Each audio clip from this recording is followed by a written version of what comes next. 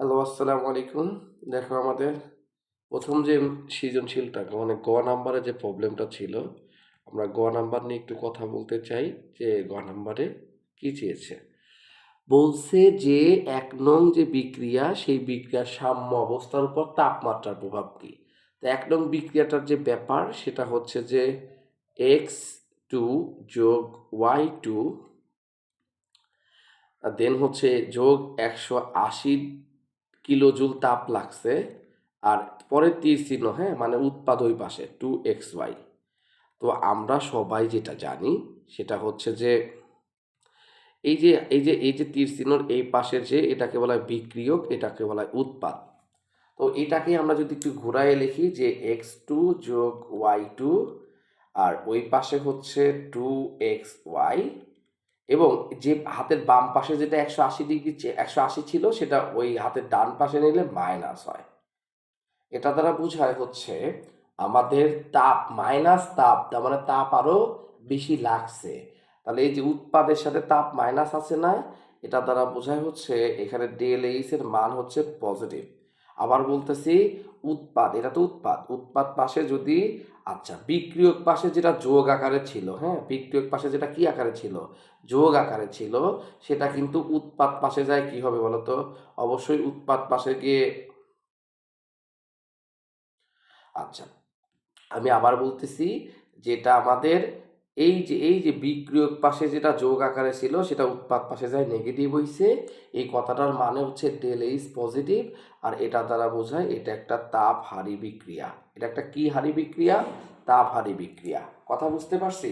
তাপ হারি বিক্রিয়া। এবার আমি তোমাকে তার আগে আরো বেশি ক্লিয়ার করে দেই যে তাপ হারি এবং তাপ উৎপাদী বিক্রিয়া তুমি আসলে কিভাবে চিনতে পারবা। এই প্রশ্নের একটু উত্তর বলে দিই, হ্যাঁ। আচ্ছা, আমরা জানি একটা বিক্রিয়ার বামে থাকে হচ্ছে বিক্রিয়ক, এখানে থাকে বিক্রিয়ক, ওকে। আর এই পাশে থাকে হচ্ছে উৎপাদ, এই পাশে কি থাকে? উৎপাদ। যদি কখনো এমন দেখো যে বিক্রিয়কের পাশে তাপ যোগ আকারে আছে, অথবা যদি এটা দেখো যে উৎপাদ পাশে মাইনাস আকারে তাপ আছে, অথবা ডেল এইচ এর মান পজিটিভ, এই তিনটা জিনিস দেখে তুমি বুঝবা এরা হচ্ছে তাপহারী বিক্রিয়া। কি বিক্রিয়া? তাপহারী বিক্রিয়া। আর যদি এমন হয় যে বিক্রিয়কের পাশে তাপটা মাইনাস আকারে আছে, অথবা আমাদের ডান পাশে কি থাকে? উৎপাদ, উৎপাদের সাথে যদি তাপটা যোগ আকারে থাকে, তাহলে বুঝবা যে ডেল এইচ এর মান হচ্ছে নেগেটিভ। আর ডেল এইচ এর মান নেগেটিভ হচ্ছে এটা তাপোৎপাদী বিক্রিয়া। এটা কি বিক্রিয়া? এটা তাপোৎপাদী বিক্রিয়া। এতটুকু তো বুঝতে পারছি আমরা। আসো এবার আমরা মেইন টপিকসের ভিতরে যাই, গ নাম্বারটা কি বলছে আর উদ্দীপকের বিক্রিয়াটা আসলে কি ছিল। ওকে, আসো একটু ধৈর্য ধরো, বোঝানোর জন্য তোমাকে আমি বললাম। তো ফার্স্টে তুমি লিখবা গ নাম্বারের সলিউশন। কি লিখবা? উদ্দীপকটা তুলবা, x2 এটা গ্যাস ছিল, দেন হচ্ছে y2 এটা গ্যাস ছিল, এটা তো বিক্রিয়ক, এদের পাশে তাপটা ১৮০ কিলো জুল লেখা আছে, ওই পাশে লেখা থাকবে হচ্ছে 2xy গ্যাস। ওকে, এখানে বলবা যে এটি একটি এটি একটি তাপহারী বিক্রিয়া। কেন? এই যে উৎপাদের পাশে যে আমরা তো সবাই জানি এই তীর চিহ্নের বাপের অংশ উৎপাদ, আর উৎপাদের সাথে তাপটা কি আকারে আছে? নেগেটিভ আকারে আছে। তো ডেম শিওর এটি একটা কি তাপ উৎপাদী বিক্রিয়া। তাহলে আমরা এখান থেকে লিখতে পারি যে এটি কিভাবে বুঝলাম বলো তো, আবার বলো তো। কারণ হচ্ছে আমরা এটা দেখে বুঝলাম যে যদি বিক্রিয়কের সাথে এই যে বামের বিক্রিয়কের সাথে আমাদের তাপটা কি যোগ আকারে আছে জন্য এটা একটা কি তাপ হারি বিক্রিয়া। এটি একটি তাপহারী কি বিক্রিয়া, এই কথাটুকু প্রথমে লিখে দিবা, এটি একটি তাপহারী বিক্রিয়া। ওকে, তারপরে লিখবা লা শীতলী নীতির অনুসারে। মনোযোগ দিয়ে যা শিখাবো টেকনিক ভাবে শিখবা। তো তোমাকে আর একটা টেকনিক শিখাই দেই, লিখবা না, আমি তোমাকে প্রথম যা বলছি তুমি শোনো। যদি কোনো জায়গায় দেখো তাপ হারি বিক্রিয়া, কি বিক্রিয়া? তাপ হারি, তুমি মনে রাখবা হারি শব্দের অর্থ হচ্ছে হারায় যাচ্ছে, হারানো। তো হারি থেকে হারানো, কোনো জিনিস যদি হারায় যায় তাহলে উল্টা কাজ করবা। যেহেতু তাপ এখানে হারায় যাচ্ছে, তাই তুমি এখানে তাপমাত্রা বাড়ায় দিবা। তাপমাত্রা বাড়ায় দিলে সাম্য অবস্থার ডানে যাবে, নামের বিপরীত কাজ। হারি মানে হারানো, তাই হারায় গেছে মানে কি কমে গেছে, তাই তাপমাত্রা বাড়ায় দিব। বাড়ায় দিলে সাম্যাবস্থা ডানে যাবে, উৎপাদ বেড়ে যাবে।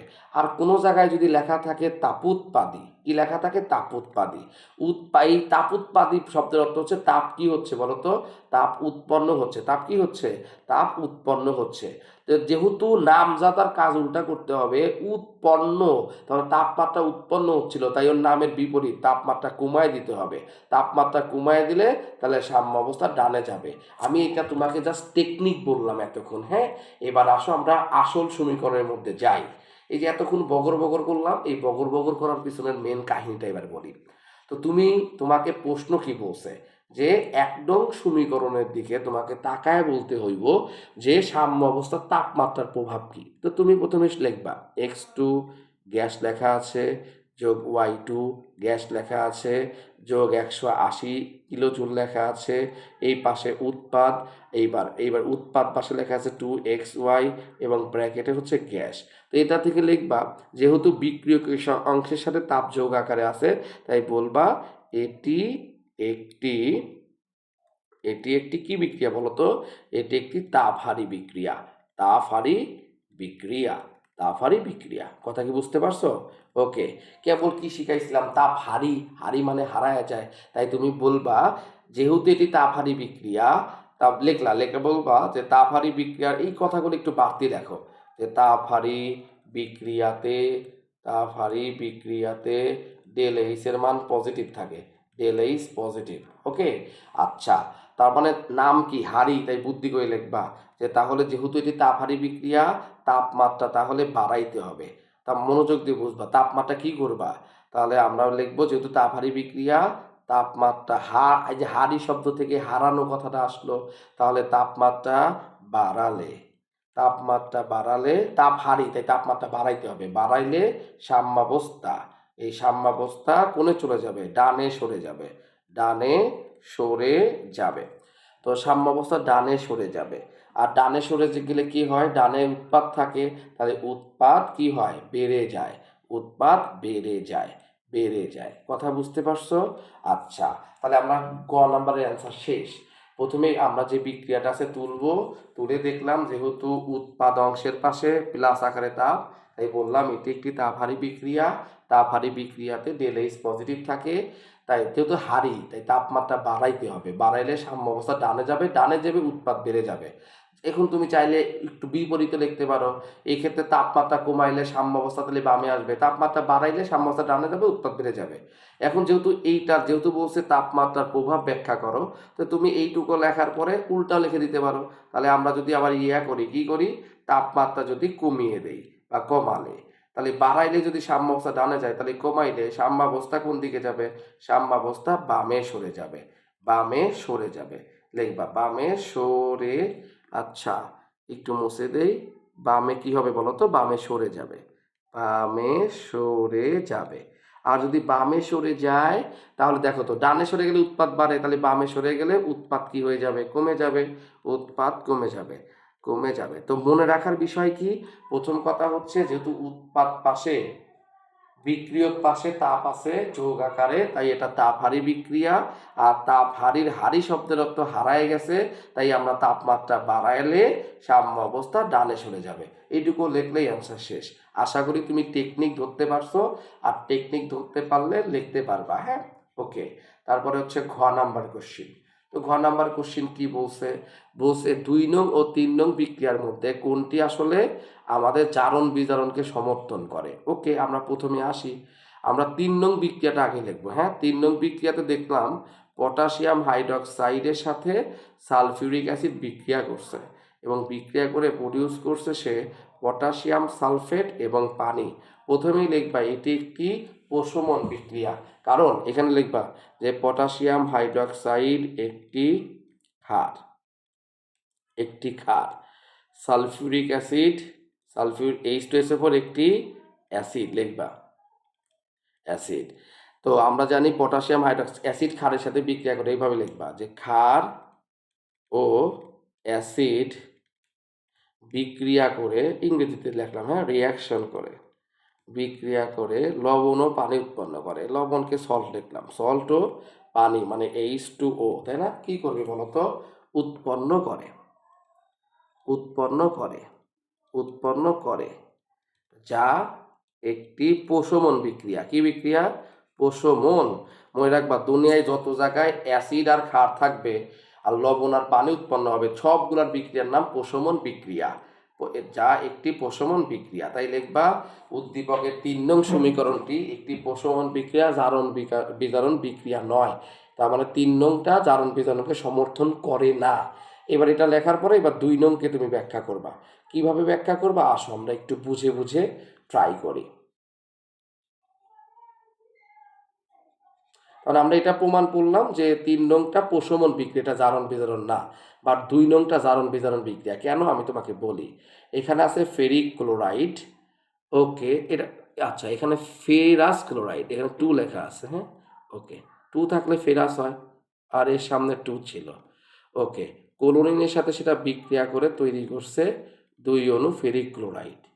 ঠিক আছে, এবার এখানে আমরা কি করব মনোযোগ দিয়ে শুনবা।